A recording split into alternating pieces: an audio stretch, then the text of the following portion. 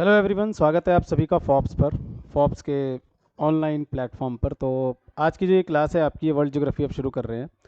पीछे जो मैंने क्लासेस वगैरह ली, मैंने उसमें जो आपका फिजिकल ज्योग्राफी का पार्ट था वो सारा मैंने कवर किया, like lines, latitude, longitude, revolution, rotation यानी कि मोशंस अर्थ का, हाइड्रोस्फेयर, एटमॉस्फेयर, वोल्केनो, अर्थक्वेक, ठीक है ना।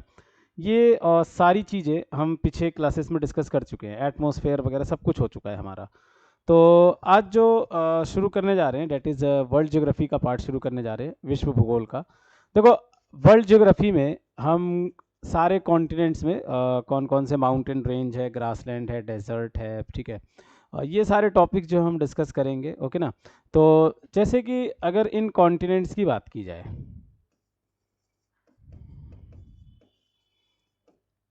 अगर कॉन्टिनेंट्स या महाद्वीप की बात की जाए, तो आपके जो टोटल कॉन्टिनेंट्स होते हैं वो आपके कितने हो जाते हैं अगर आप सबसे बड़े से छोटे की ओर चलोगे। तो जो सबसे बड़ा कॉन्टिनेंट है आपका वो एशिया हो जाता है, ठीक है।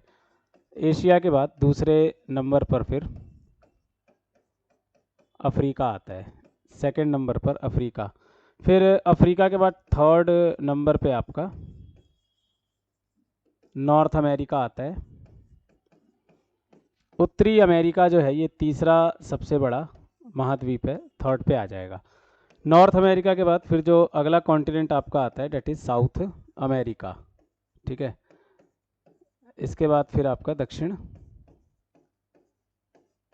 अमेरिका कॉन्टिनेंट आता है। और साउथ अमेरिका के बाद अगर बात की जाए तो साउथ अमेरिका के बाद आपका जो अगला है वो अंटार्कटिका आ जाता है। देखो, अगर अंटार्कटिका की बात की जाए तो यहाँ पे कोई परमानेंट सेटलमेंट तो है नहीं, ठीक है। कोई परमानेंट ह्यूमन सेटलमेंट तो है नहीं। कुछ देशों के यहाँ पे रिसर्च सेंटर है, कुछ देशों के यहाँ पर अनुसंधान केंद्र है। और ये अंटार्कटिका आपका, अगर आप यूरोप और ऑस्ट्रेलिया को मिला भी दोगे, दोनों के अगर आप एरिया को मिला भी दोगे, तो इन दोनों के कंबाइन एरिया से भी ज़्यादा एरिया है अंटार्कटिका कॉन्टिनेंट का, ठीक है। और अंटार्कटिका पूरी तरह से बर्फ़ से ढका हुआ है, आई मीन कि एक डेजर्ट है, ठीक है। आप इसको कोल्ड डेजर्ट की कैटेगरी में रख सकते हैं। और जैसे कि मैंने आपको बताया कि कुछ रिसर्च सेंटर्स हैं यहाँ पर कुछ देशों के, लाइक हमारे देश का भी है। अगर हम अपने देश के कुछ अनुसंधान केंद्र की बात करें तो अंटार्कटिका में तो एक तो आपका दक्षिण गंगोत्री हो गया। हालांकि ये जो दक्षिण गंगोत्री है ये अब फंक्शनल नहीं है, ठीक है, नष्ट हो चुका है, ये अब कार्यरत नहीं है, फंक्शनल नहीं है। इसके अलावा जो इंडिया का रिसर्च सेंटर है यहाँ पे, एक तो मैत्री पड़ जाता है, ठीक है। मैत्री, ये एक इंडिया का बहुत इम्पोर्टेंट, ये जो दक्षिण गंगोत्री की आप बात कर रहे हो, ये 1990-91 में पूरा का पूरा मतलब कि दब गया बर्फ़ के अंदर और नष्ट हो गया, ठीक है ना। अब ये कार्यरत नहीं है, तो यहाँ पे मैत्री रिसर्च सेंटर आपका हो जाता है, ठीक। तो कुछ इसी तरह के रिसर्च सेंटर आपको देखने को मिलेंगे यहाँ पर। अंटार्कटिका के बाद आपका जो नेक्स्ट आता है वो यूरोप, ठीक है ना। अंटार्कटिका के बाद फिर यूरोप का नंबर आता है। और यूरोप के बाद जो सबसे छोटा कॉन्टिनेंट है वो आपका कौन सा हो गया, ऑस्ट्रेलिया हो गया। ये सबसे छोटे महाद्वीप के अंतर्गत आ जाता है। तो इन्हीं कॉन्टिनेंट्स को हमें यहाँ पे डिस्कस करना है और इन कॉन्टिनेंट्स में हमें क्या क्या पढ़ना है, आई मीन कि कौन कौन से इंपॉर्टेंट क्वेश्चंस यहाँ से क्रिएट होते हैं अगर देखा जाए तो। देखो, इन कॉन्टिनेंट से जो क्वेश्चन पूछे जाते हैं, एक तो सबसे मेन रहता है आपका माउंटेन रेंज, यानी कि पर्वत श्रृंखला, कि कौन से कॉन्टिनेंट में कौन सी पर्वत श्रृंखला है और उस पर्वत श्रृंखला की सबसे ऊंची चोटी कौन सी है, ठीक है। तो ये चीज़ यहाँ पे आपको महत्वपूर्ण एक पॉइंट देखने को मिलेगा। माउंटेन रेंज के बाद आप इसमें पढ़ेंगे ग्रासलैंड। हम सभी कॉन्टिनेंट्स में कौन कौन से मेजर ग्रासलैंड है, जिसको हम हिंदी में घास का मैदान बोलेंगे, कि कौन कौन से प्रमुख घास के मैदान है, ये भी चैप्टर आप एक इसमें पढ़ेंगे, ग्रासलैंड। इसके बाद किस कॉन्टिनेंट में कौन सा डेजर्ट्स है, ठीक है ना, मरुस्थल से भी क्वेश्चन बनते हैं तो किस कॉन्टिनेंट में कौन सा डेजर्ट हो जाता है, कौन सा मरुस्थल हो जाता है, ये भी टॉपिक हम यहाँ पे कवर करने वाले हैं। और डेजर्ट्स के बाद रिवर्स, रिवर्स भी यहाँ पे हमारा एक मेजर पार्ट रहेगा। कौन से कॉन्टिनेंट में कौन सा प्रमुख नदी है, रिवर है, वो भी आप इसमें पढ़ोगे। और लेक्स के बारे में भी हम डिस्कशन करेंगे, झील, ठीक है, किस कॉन्टिनेंट में कौन सा प्रमुख झील है। ये ज़रूरी नहीं है कि हर कॉन्टिनेंट में ये सारी चीज़ें हो, नहीं, ऐसा बिल्कुल ज़रूरी नहीं है। हम लोग मेन मेन चीज़ों को ही डिस्कस करेंगे यहाँ पर, ठीक है ना। हम लोग यहाँ पर मेन मेन पॉइंट्स को ही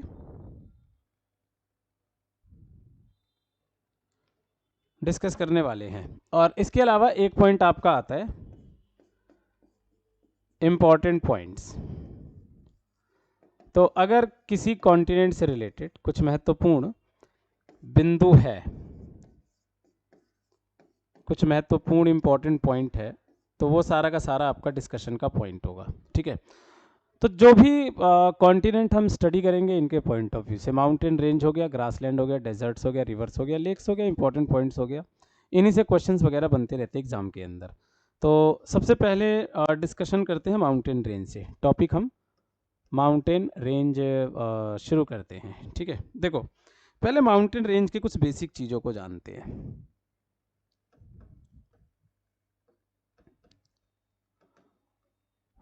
माउंटेन, अगर बात की जाए पर्वत की, माउंटेन की, तो पर्वत या माउंटेन होता क्या है? तो दो चीज़ें हैं यहाँ पर। एक तो एलिवेटेड पार्ट ऑफ अर्थ, पृथ्वी का ये उठा हुआ भाग होता है, ठीक है, and narrow on top, narrow on top, और आप बिल्कुल शीर्ष पे जाओगे तो संकरा हो जाता है। आई मीन कि इस तरह से स्ट्रक्चर बनता है माउंटेन का, कि एलिवेटेड पार्ट होता है अर्थ का और टॉप पे जाके पतला हो जाता है, संकरा हो जाता है, नैरो हो जाता है। देखो, अगर यही एलिवेटेड पार्ट अर्थ का हो और टॉप पे जाके ये अगर ये फ्लैट हो, टेबल लैंड की तरह, तो इसको आप प्लेट्यू कहते हो, ठीक है ना। इसीलिए प्लेट्यू को टेबल लैंड भी कहते हैं। तो अगर यही चीज़ पृथ्वी का उठा हुआ भाग हो और टॉप पे फ्लैट हो तो फिर ये प्लेट्यू कहलाता है। और अगर ये टॉप पे नैरो हो जाए तो फिर आप इसको क्या संज्ञा देते हैं? आप इसको माउंटेन कहते हैं, पर्वत कहते हैं। तो ये आपका डिफरेंस होता है माउंटेन एंड प्लेट्यू में, ठीक है। अब अगला पॉइंट, माउंटेन के टाइप्स को जाने। तो माउंटेन तीन प्रकार के मेनली आपके बनते हैं, डिवाइड होते हैं। और कौन कौन से ये तीन प्रकार के माउंटेन हो गए? एक आपका हो गया फोल्ड माउंटेन, फोल्ड माउंटेन, जिसको आप हिंदी में वलित पर्वत कहते हैं, ठीक है। फोल्ड माउंटेन, जिसको हिंदी में हम लोग वलित पर्वत कहते हैं। दूसरा जो आपका माउंटेन होता है, सेकंड टाइप की अगर आप बात करोगे तो ब्लॉक माउंटेन होता है। सेकंड कैटेगरी यहाँ पे आ जाएगा आपका ब्लॉक माउंटेन, जिसको हम लोग हिंदी में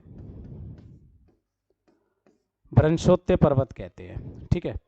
और तीसरा जो टाइप हो जाएगा माउंटेन का, वो हो जाएगा आपका वोल्केनिक माउंटेन, जिसको हम हिंदी में ज्वालामुखी पर्वत कहते हैं। ये आपका तीन कैटेगरी में डिवाइड हो गया, fold mountain, block mountain and volcanic mountain.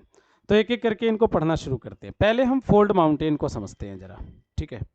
पहला पॉइंट है आपका फोल्ड माउंटेन, जिसको आप हिंदी में वलित पर्वत कहते हैं। तो ये वलित पर्वत कैसे बनता है? तो जब पृथ्वी के दो प्लेट्स ऐसे आपस में टकराते हैं, फिर इनके बीच में ना कंप्रेशन होता है। कंप्रेशन मतलब मान लो कि ये लैंड है, अर्थ का कोई हिस्सा है, और इनमें कंप्रेशन होता है, ये एक दूसरे की तरफ फिर से ऐसे बढ़ते हैं, कंप्रेस होते हैं। तो जैसे इसको आप ऐसे भी समझ सकते हो कि सपोज कि टेबल पे ना एक कपड़ा रखा है, टेबल पे हम छोटे मोटे टेबल पे जो कपड़ा बिछाते हैं, अब आप उस कपड़े को ना दोनों तरफ से ऐसे एक दूसरे की तरफ कंप्रेस करो, तो ना वो कपड़ा कुछ इस तरह से स्ट्रक्चर तैयार कर लेगा बीच में, है ना। तो इसी तरह से बने हम माउंटेन को फोल्ड माउंटेन कहते हैं। तो फोल्ड माउंटेन अर्थ के किसी पार्ट पे ये कंप्रेशन की वजह से बनता है, ठीक है। तो आप फोल्ड माउंटेन को फर्दर 2 कैटेगरी में बांट सकते हो। ये फर्दर आपके 2 कैटेगरी में बांट सकते हैं। अब ये 2 कैटेगरी फोल्ड माउंटेन का कौन कौन सा हो जाता है, एक होता है आपका यंग और दूसरा होता है ओल्ड। इसको हम हिंदी में कहते हैं नव, नववलित पर्वत, यंग फोल्ड माउंटेन, एंड प्राचीन वलित पर्वत, ओल्ड फोल्ड माउंटेन। अब इनका पता ना हमें हाइट से चलता है। देखो जो यंग फोल्ड माउंटेन होते हैं इनकी हाइट काफ़ी ज़्यादा होती है, लॉफ्टी माउंटेन होते हैं, अभी भी अपनी स्टैटिक स्टेज में नहीं होते, ठीक है ना, अभी भी कंप्रेशन में होते हैं, अपने स्टैटिक स्टेज में नहीं होते। तो ये यंग फोल्ड माउंटेन है, हाइट इनकी बहुत ज़्यादा होती है। ओल्ड फोल्ड माउंटेन क्या होते हैं, जो कि स्टैटिक स्टेट में आ जाते हैं और धीरे धीरे फिर ये घिसते हैं, काफ़ी पुराना होने की वजह से इनमें घिसाव देखा जाता है, घिसते हैं और ये हाइट में कम रह जाते हैं, ठीक है। तो हाइट से आप यहाँ पे पहचान कर सकते हो।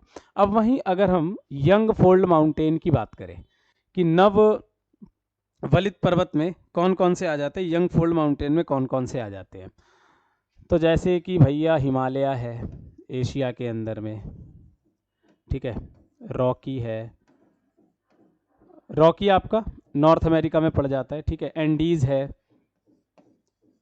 ये सारे आपके किस में आ जाएंगे, यंग फोल्ड माउंटेन में आ जाएंगे। वहीं अगर आप ओल्ड फोल्ड माउंटेन की बात करेंगे तो ओल्ड फोल्ड माउंटेन में लाइक जैसे एप्लेशियन,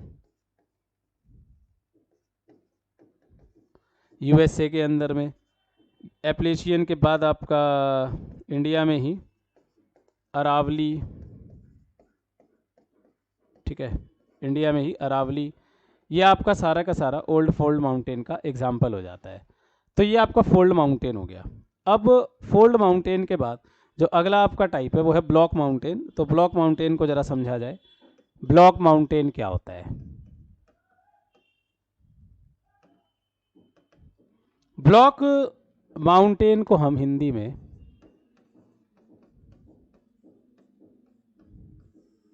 भ्रंशोत्य पर्वत कहते हैं। देखो जिस तरह से फोल्ड माउंटेन का निर्माण कंप्रेशन की वजह से होता है, वैसे ही ब्लॉक माउंटेन का जो निर्माण है वो टेंशन की वजह से होता है। ये एक दूसरे से ऐसे दूर भगेंगे, टेंशन है ना। फिर टेंशन होने की वजह से क्या होगा कि किसी पार्ट पे गहरा भाग बन जाएगा, कोई भाग उठ जाएगा, ठीक है ना। तो इस तरह से जो है सो स्ट्रक्चर क्रिएट हो जाएगा इसमें, इस तरह से इसमें स्ट्रक्चर क्रिएट हो जाएगा। ये जो उठा हुआ भाग है, जो भाग उठ जाता है, ये आपका हॉर्स्ट हो गया, उठे हुए भाग को हॉर्स्ट कहते हैं, और यही आपका ब्लॉक माउंटेन बनता है, भ्रंशोत्य पर्वत बनता है। जबकि ये जो नीचे जो भाग चला जाता है इसको कहते हैं ग्रेबन।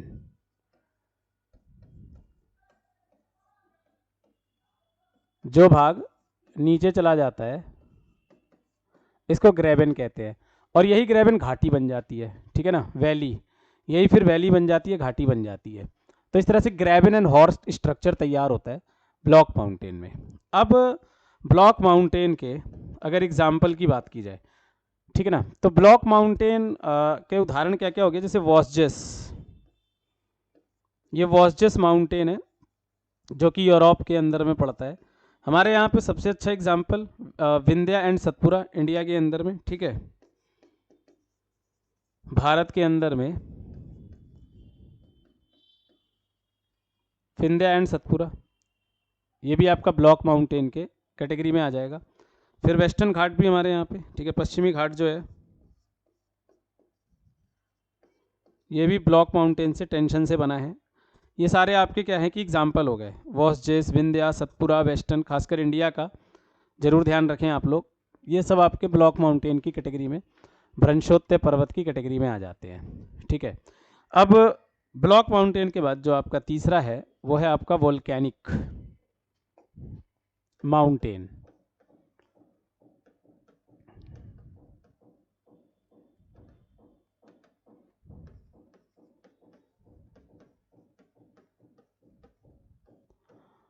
वोल्केनिक माउंटेन, ज्वालामुखी पर्वत। देखो इन माउंटेन का जो निर्माण है वो वोल्केनिक एक्टिविटी से होता है, लावा बाहर आता है, जम जम के माउंटेन बन जाते हैं।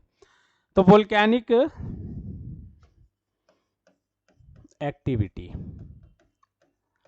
से इनका निर्माण होता है। और इसके एग्जाम्पल की बात करोगे तो माउंट किलीमंजारो है अफ्रीका के अंदर में, सबसे अच्छा एग्जाम्पल माउंट किलीमंजारो अफ्रीका में, माउंट फ्यूजियामा जापान में, ये आपके सारे के सारे जो माउंटेन है,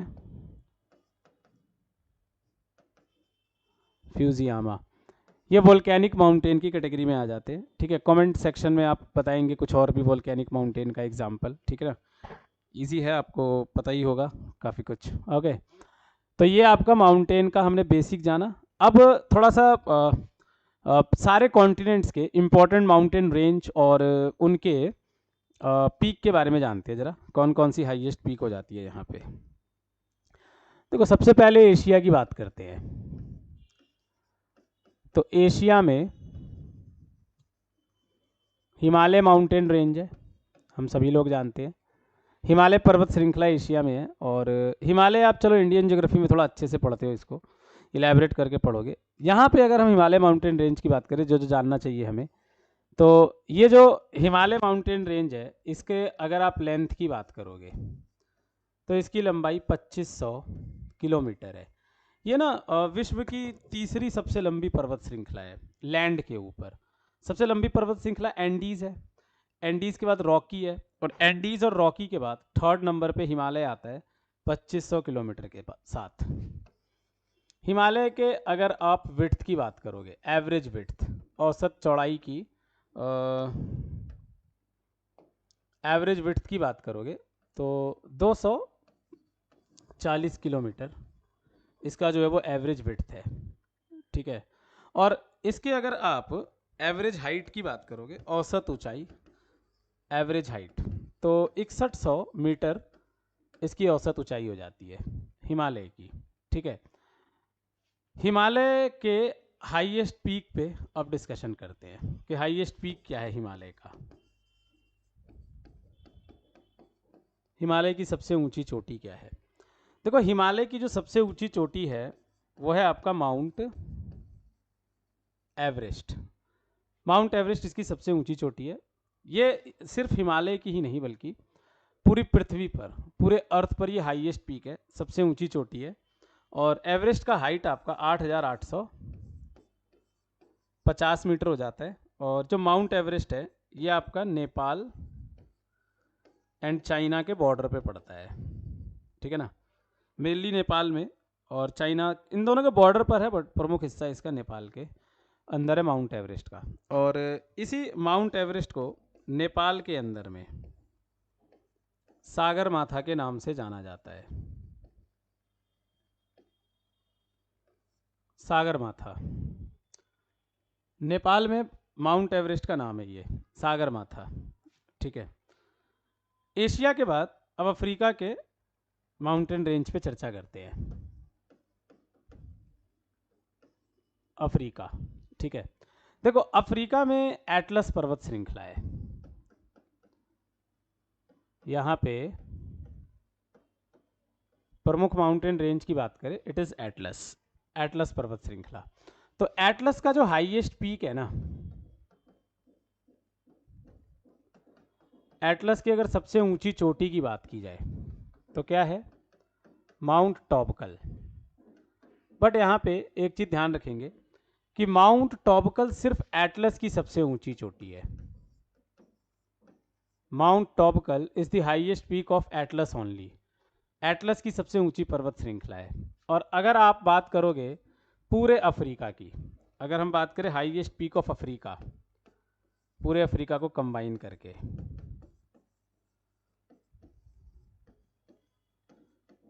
हाईएस्ट पीक ऑफ अफ्रीका, तो जो अफ्रीका की सबसे ऊंची चोटी है वो दोस्तों कौन सी हो जाती है? Mount Kilimanjaro. ये एक वोल्केनिक माउंटेन है, अभी मैं आपको पीछे बता के आया हूँ। यहाँ अफ्रीका में एक देश पड़ता है तंजानिया। अफ्रीका में तंजानिया नाम का एक देश है, ठीक है, ईस्ट अफ्रीका में। तो ये जो तंजानिया नाम का देश है, यहीं पे ये माउंट किलीमंजारो, जो कि एक वोल्केनिक माउंटेन भी है, और ये पूरे अफ्रीका का सबसे हाईएस्ट पीक हो जाता है। ठीक है, अफ्रीका के बाद अब नॉर्थ अमेरिका पे आते हैं जरा। ठीक है, अब बात करेंगे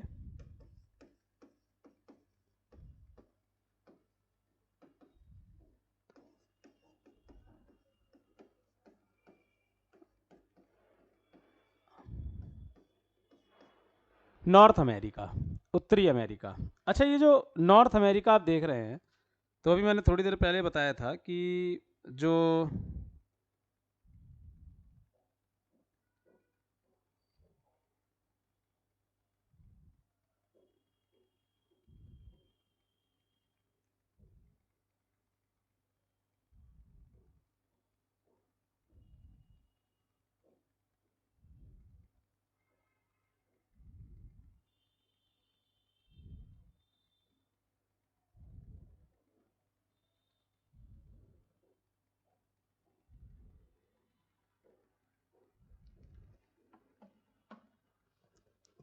चलिए नॉर्थ अमेरिका हम पढ़ रहे थे, तो नॉर्थ अमेरिका में कौन सा माउंटेन रेंज है? रॉकी माउंटेन रेंज है, ठीक है। यहाँ पर रॉकी पर्वत श्रृंखला हो जाएगा और फोल्ड माउंटेन की कैटेगरी में आता है, यंग फोल्ड माउंटेन की कैटेगरी में आता है ये। और second longest Rocky mountain range जो है, सेकंड लॉन्गेस्ट है लैंड के ऊपर, सेकंड लॉन्गेस्ट माउंटेन रेंज। वही आप उत्तरी अमेरिका में एक और माउंटेन रेंज की बात करोगे तो यहाँ पे एप्लेशियन भी आता है, एप्लेशियन पर्वत श्रृंखला। ये ओल्ड फोल्ड माउंटेन में आता है और ये यूएसए के अंदर है, ठीक है ना। ये one of the oldest fold mountain माना जाता है। ये वर्ल्ड के सबसे प्राचीन वलित पर्वतों में इसका नाम आता है, एप्लेशियन का, यूएसए के अंदर में। ये भी आपका नॉर्थ अमेरिका के अंदर पड़ जाता है, उत्तरी अमेरिका के अंदर पड़ जाता है, ठीक है। वहीं आप नॉर्थ अमेरिका के हाईएस्ट पीक की बात करोगे कि यहाँ पे हाईएस्ट पीक कौन सा है, सबसे ऊंची चोटी कौन सी है, तो ये माउंट मैकिनले यहाँ की सबसे ऊंची चोटी है। इसी का नाम माउंट डेनली भी है, माउंट डेनली इसी का नाम है। ये अलास्का में पड़ता है, यूएसए के अलास्का में पड़ता है। और ये पूरे नॉर्थ अमेरिका का हाईएस्ट पीक हो जाता है, पूरे उत्तरी अमेरिका की सबसे ऊंची चोटी हो जाती है माउंट डेनली, ठीक है, DENLI। नॉर्थ अमेरिका के बाद अब चर्चा की जाए जरा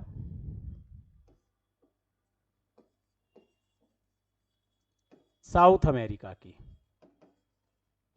दक्षिण अमेरिका।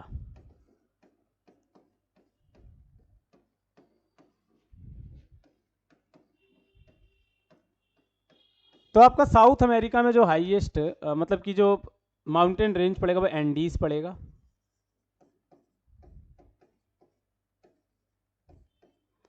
ठीक है। यहाँ पे आ जाएगा आपका एंडीज माउंटेन रेंज। तो एंडीज की खास बातें जरा जाने तो सबसे पहले जो आपका एंडीज है पर्वत श्रृंखला, ये आपका लॉन्गेस्ट माउंटेन रेंज होगा लैंड के ऊपर, longest mountain range on land, पृथ्वी पर सबसे लंबी पर्वत श्रृंखला होगी। देखो वैसे ना, अगर आप पूरे अर्थ पर लॉन्गेस्ट माउंटेन रेंज की बात करोगे, अगर आप पूरी पृथ्वी पर सबसे लंबी पर्वत श्रृंखला की बात करोगे तो यह है आपका mid Atlantic ridge, mid Atlantic ridge. ये एक्चुअली अर्थ का है, लेकिन ये अटलांटिक ओशियन के अंदर पड़ता है। It is in Atlantic ocean, ये अटलांटिक महासागर में पड़ता है। लेकिन लैंड को जब आप कंसिडर करोगे, अर्थ का मतलब तो हमने ओशियन और लैंड दोनों ले लिया, तो उसमें सबसे लंबी पर्वत श्रृंखला मिड अटलांटिक रिज जरूर है। लेकिन बात की जाएगी जब लैंड की, तो यहाँ पे एंडीज सबसे लंबी पर्वत श्रृंखला हो जाती है। एंडीज का जो हाईएस्ट पीक है आपका, या फिर पूरे साउथ अमेरिका का भी कह सकते हो कि पूरे साउथ अमेरिका का जो हाईएस्ट पीक है कौन सा है, माउंट एकांकागुआ, माउंट एकांकागुआ। ये साउथ अमेरिका का भी हाईएस्ट पीक है और साथ ही एंडीज का भी हाईएस्ट पीक है, ठीक है। और ये आपका mount Aconcagua Chile and Argentina के बॉर्डर पे पड़ जाता है। ये आपका चिली और अर्जेंटीना के बॉर्डर पर पड़ जाता है, ठीक है। तो साउथ अमेरिका में ख्याल रखेंगे। Andes mountain range, Aconcagua highest peak, Chile and Argentina के बॉर्डर पे। वहीं पूरे अर्थ पे अगर आप हाईएस्ट पीक लेंगे तो यहाँ आप देख सकते हैं कि मिड अटलांटिक रिज हो जाएगा, और ये अटलांटिक ओशियन के अंदर पड़ता है आपका। साउथ अमेरिका के बाद अगला देखते हैं अब दक्षिण अमेरिका के बाद अब बात करें यूरोप की।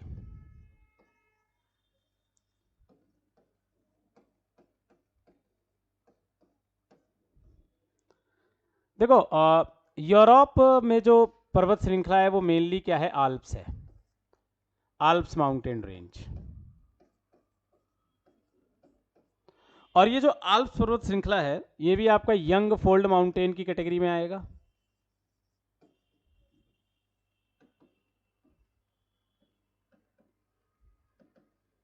नव वलित पर्वत की कैटेगरी में आएगा ये आल्प्स भी।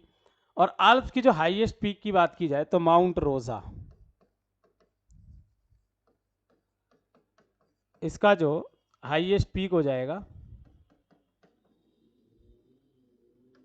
माउंट रोजा हो जाएगा, ध्यान रखेंगे, ठीक है। और यूरोप के बाद अब आपका एक रह गया ऑस्ट्रेलिया, ठीक है। तो अगर हाईएस्ट मतलब कि ऑस्ट्रेलिया में पहले माउंटेन रेंज की बात की जाए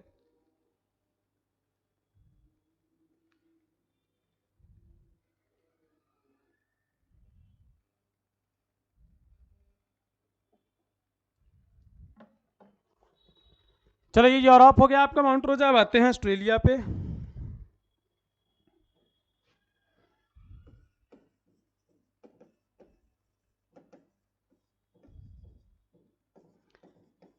ऑस्ट्रेलिया में आपका माउंटेन रेंज पड़ता है ग्रेट डिवाइडिंग रेंज। ये यहाँ पे एक प्रमुख पर्वत श्रृंखला है ग्रेट डिवाइडिंग रेंज, ठीक है। और ग्रेट डिवाइडिंग रेंज की जो सबसे ऊंची चोटी है, या फिर आप यूं कह लो पूरे ऑस्ट्रेलिया का हाईएस्ट पीक, पूरे ऑस्ट्रेलिया का हाईएस्ट पीक, तो ये हो जाएगा आपका माउंट कॉशियोस्को, ठीक है।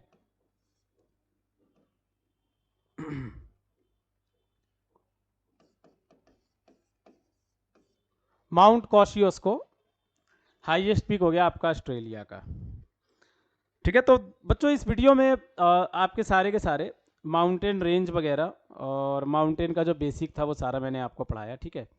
तो आप इसको कवर करें, फिर मिलते हैं अगले लेक्चर के साथ, अगले वीडियो के साथ। तब तक आप सभी लोग अपना ध्यान रखें, धन्यवाद। और वर्ल्ड ज्योग्राफी का जो सीरीज़ है ये अब पूरा आपका ख़त्म कराऊंगा, मतलब ऐसे ही जो जो मैंने टॉपिक्स, देखो आपने शुरू में ही मैं आपको दिखा दूँ कि मैंने कौन कौन से टॉपिक लिखे थे शुरुआत में ही, ये यहाँ पे आप देख सकते हैं। तो ये सारे टॉपिक पढ़ेंगे। आज मैंने माउंटेन रेंज पढ़ाया है आपको, आगे grassland, desert, river, lakes, important points ये सब आने वाले। तो लगभग 2 से 3 वीडियो, 2 से 3 लेक्चर जो है सो पार्ट्स में मैं ये पूरा का पूरा आपके सामने प्रस्तुत करूँगा, ठीक है। और फिजिकल ज्योग्राफी हो ही गया है, तो इस तरह से आपका जो वर्ल्ड ज्योग्राफी वाला पार्ट है ये कंप्लीट हो जाएगा, ये पूरा हो जाएगा, फिर इसमें कुछ आपका रह नहीं जाएगा, ठीक है। तो चलिए मिलते हैं अगली क्लास में, तब तक आप सभी लोग अपना ख्याल रखें, धन्यवाद।